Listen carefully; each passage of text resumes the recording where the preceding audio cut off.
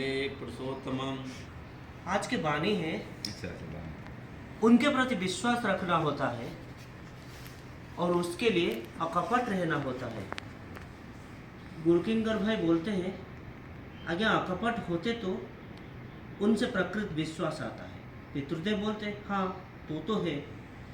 और जब उनके ऊपर विश्वास पक्का हो जाता है तब कुछ अभावनीय घटना भी घटता है। इस प्रसंग में श्री पितृदेव एक कहानी व्यक्त करें।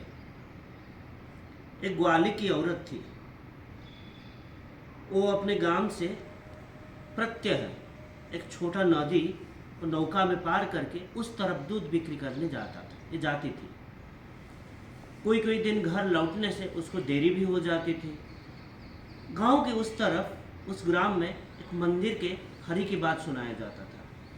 एक कथक थे, वो हरि की बात सुनाते थे। ये जो ग्वाली वो कथक की हरि कथा अखंड पान करके परम तृप्ति लाभ करती थी।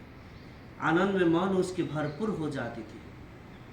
इस एक दिन की बात है, वो ग्वाली वो कथक की जो हरि कथा सुन रही है, उसके साथ और बहुत लोग भी सुन रहे हैं। वो कथक बोल रहे हैं, गंभीर विश्वास से सब कुछ हो सकता है।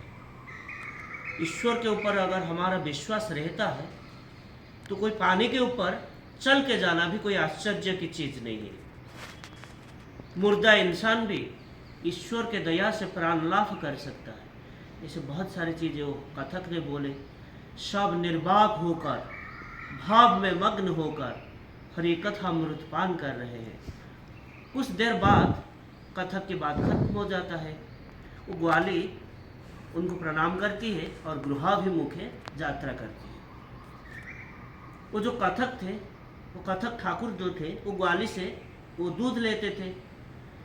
वो नई को, वो जो नदी होता है, वो नदी को नौका के जरिए पार होकर जाते थे और देखते थे कि कभी कभी वो नौका आने में विभ्राट होता था और इसीलिए कभी कभी देरी भी हो जाती थी।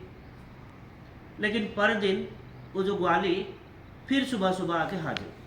वो कथक बोलते हैं, ठाकुर के घर में दूध देकर उनके प्रणाम करके आओ। फिर बोलते हैं, आज सुबह सुबह तो कैसे आई? वो ग्वाली बोलती, क्यों?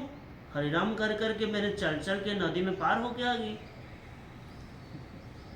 फिर वो बोलती, क्या बात बोल रहे तू? तो हरि नाम लेके चल चल के नदी के ऊपर पार होके आ गई, ये क्या संभव है? ग्वाली बोलती है, आपके मुंह से तो ये बात हम कल सुने थे।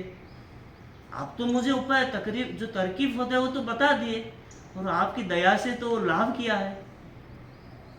तो कथक बोलते, अच्छा चलो तो देखते हैं तू कैसे नदी के ऊपर हरि नाम बोल बोल के पार करती है। तो फिर वो कथक ठाकुर जी तुरंत उठ गए और वो ग्वाली को साथ में लेके नदी के धार को गए। फिर वो ग्वाली जो है उसका घर लौटने का वक्त हो रहा है। वो फिर वो नदी के ऊपर पैर रखी और वो हरि के जो नाम लेके वो आगे बढ़ रही है। पीछे से कथक बोल रहे हैं, हे प्रभु आप भी आइए। कथक ठाकुर और नदी के पानी में जब पैर रखते हैं तो डूब जाते हैं, लेकिन वो ग्वाली वो नदी के ऊपर चल चल के वो नदी पार कर रही है और उनके आंखों से अविरत अश्रुधारा बहती जा रही है और वो परम पुरुष के ऊपर हाथ जोड़ के बोलती है, माँ तू ही धन्य है। तो भवानी भाई बोलते हैं, आज्ञा ठाकुर के ऊपर अगर हमारा पूरी तरह से निर्भरता नहीं आती है तो उनके दया थोड़ी ना लाभ कर सकते हैं। पितृदेव बोलते हैं, हाँ उनके पथ पे चल चल के हम अजानत में कब उनके निकटतर हो जाते हैं, कब उनकी तरफ अपनी निर्भरता आ जाती है, इसका कुछ पता ही नहीं चलता। जिस मुहूर्त उनके ऊपर हमारा निर्भरता आ जाती है उस मुहूर्त उनके दया हमें मिलता है, उस मुहूर्त हम उनके दया लाभ करते हैं। फिर बोलते हैं, हम जब दाक्षिणात्य भ्रमण करने के लिए गए थे, एक दिन की बात है, गंभीर अरण्य पथ में श्रीमान महाप्रभु चल रहे हैं और वो रास्ते पे जब जा रहे हैं वो भावावेग से एक पेड़ के नीचे वो दंडयामान होते हैं और उनके साथ है सेवक गोविंद दास, वो बाजू में खड़े हैं। थोड़ी देर बाद उस अरण्य पथ देकर बड़ा सा शेर आता है और उनकी तरफ आ जाती है। और उनकी तरफ वो बाघ आते हुए जब वो गोविंदास देखते हैं, वो बड़े संत्रस्त हो पड़ते हैं, भीतग्रस्त हो पड़ते हैं और सोचते हैं साला किस हरी लपेट में मैंने आया। अंत में मुझे शेर के हाथ में प्राण जाना, यही शायद लिखा था। वो भय से किंग कर्तव्य विमूढ़ हो जाते हैं। थोड़ी देर जाता है, वो प्रभु के चरणाप्रांत में फिर सोचते हैं कि प्रभु के चरणाप्रांत में तो हूँ, वो तो जो करते हैं वो तो मंगल होता है, ठाकुर तो इसे बोले हैं, तो देखते हैं क्या होता है। तो गोविंदास व्याकुल होकर प्रभु के जो चिर सुंदर श्रीमुख अपने मन के चक्षु में दर्शन करके उस भाव में तन्मय हो जाते हैं। और फिर वो जब बाघ आती है और प्रभु के पास आती है और उसके पाद पद्म में अपना सर सहला के और उनको घ्राण करने लगती है, तो ये देख के गोविंदास पूरा विमूढ़ हो जाते हैं। थोड़ी देर बाद ऐसे चले जाता है।